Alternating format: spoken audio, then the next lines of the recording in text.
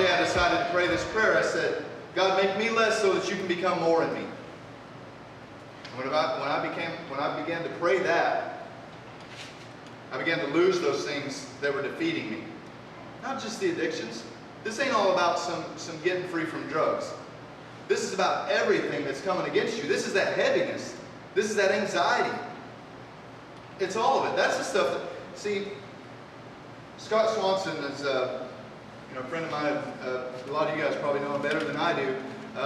Met him the first time I heard him speak. He said the words. He said that. He said the problem is not the addictions. The problem is the world's all messed up, and our addictions are the wrong solution. Okay, so we have problems. We have things in life that make us want to try to numb some stuff out. But that's the wrong solution. See, because then we add this big, heavy, beefy problem to an already circumstantially dangerous problem. You know, you got something that's already a threat, and you add more threats to it. And in the process, you blind yourself and think that it's okay for a minute. Because you can go, you know, you can stop and you can exhale and go, okay, man, I'm going to make it now. You know, you can take a shot or whatever, and as that starts to soak into your bloodstream, it calms your nerves, you think. But what's really happening? There's a lie behind that. I'm telling you, the devil is good at what he does, people. Anybody in here think the devil's just a fool, just rumbling around, doesn't know what he's doing, bumping into people, causing problems? The most skillful being, besides the heavenly bodies, probably even more skillful than some of them, that is on this planet. He's very good at what he's doing. He's been here since the first man hit the planet. And he's been learning you. He's been learning your weaknesses. He knew to play off fear. He knew to get doubt in there. He knew to go to Eve and say, God didn't say that, did he? You know, the first things out of his mouth was trying to get her to doubt what God had told him about eating the fruit from the tree. And she's like, no. God said if we eat the fruit, we're going to die. And the devil's like, nah, you're not going to die. Just eat it. God just doesn't want you to be like him.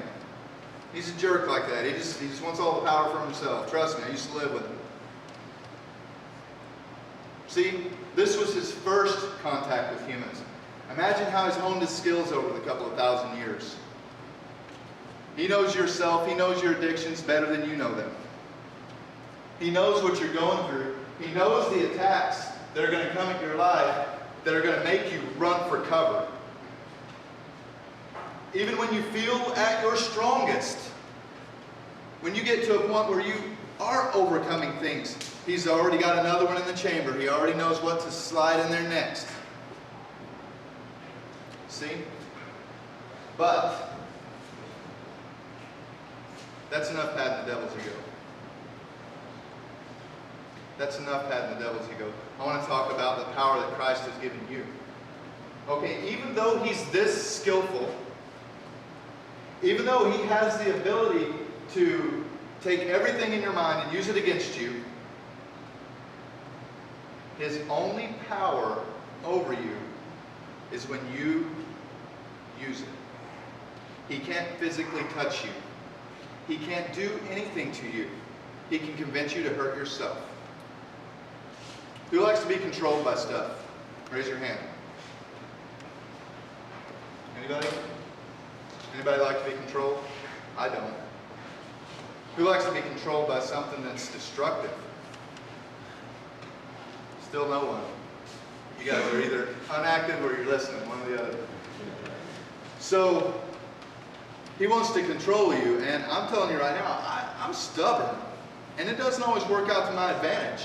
Ask AJ. He has to deal with me all the time. I'm stubborn. Ask Sarah. You know? But here's the thing. I don't want to be controlled Least of all by Satan. Least of all by someone who's just here to destroy. All he wants to do is and there's no end goal to it. He's not even going to fill hell up with you. He just wants to torture you while you're here. Just to get it back at God. See, he can't attack God. But what does it say in Genesis? When it says that he created man, it says he created man in his image, right? So we're God's image. So he can't attack us, so he likes to attack God's image in us. It's the closest thing he can get. It's the closest thing he can get. But I'm here to tell you tonight that the creator of the universe, which is kind of a big deal, it's really hard for us to understand that because we measure everything.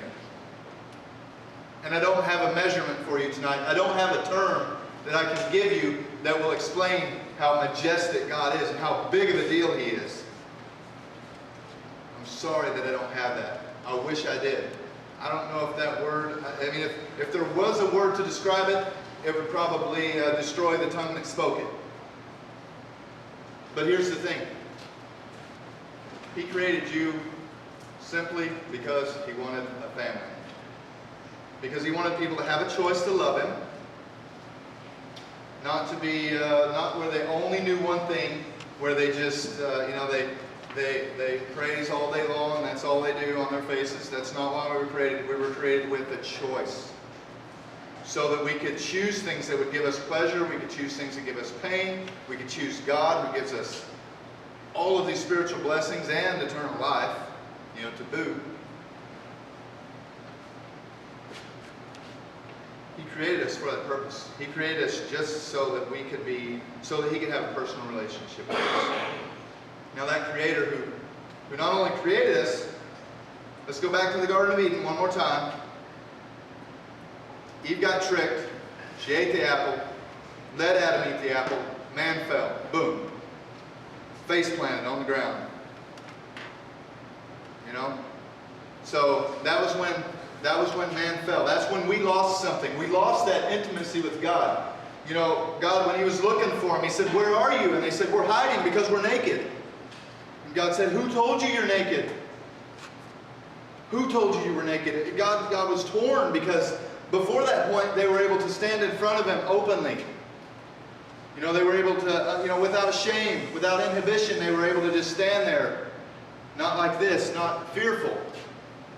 Because there was an amazing relationship between the two. So that was lost. And God had this plan for humanity. God for his mercy, right? So that was, and the reason I'm giving you that example is not to make you afraid that God's going to come down and we're going to divide and we're going to kill this third and keep this third, nothing like that, It's because I want to tell you that he had a different plan. He said, how about this, guys? Since y'all are so messed up and you keep going the way you're going, why don't I give you my son? Why don't I tithe to you and give you my first fruits? Why don't I give you my son? So God gives us his son. He says, here, not only is he going to come and walk, the only walk on this earth who ever walked without sin, but then he's going to be brutally tortured and murdered to cover your sin and take your place. So at that point, here's the awesome thing that happens. From that point, we now have the ability to have that relationship back with God. We realize that we're all messed up. Anybody ever realize that at a point where he's like, I messed up a little bit? I have. I'm going to throw my hand up. Anybody else? Pretty much everybody in the house. Yeah. So when we realize that, the next cool step is really easy. This part's really confusing. People don't understand it because if I were to walk up and I were to say, man, you want this phone? He's going to be like, how much do you want for it? Right? He's going to want to know how much to pay. So here's the thing. All your junk that you have that you don't want in your life anymore, you can bring it to God and he's going to give you all of these blessings. He's going to give you back that relationship. He's going to give you freedom. He's going to give you spiritual gifts. He's going to give you comfort to replace the Xanax, to replace the Surzone, or any of the other, the things that are coming against you, making you have anxiety in your life. He's going to replace that. And I know this because it's a promise. Rise up in us, will show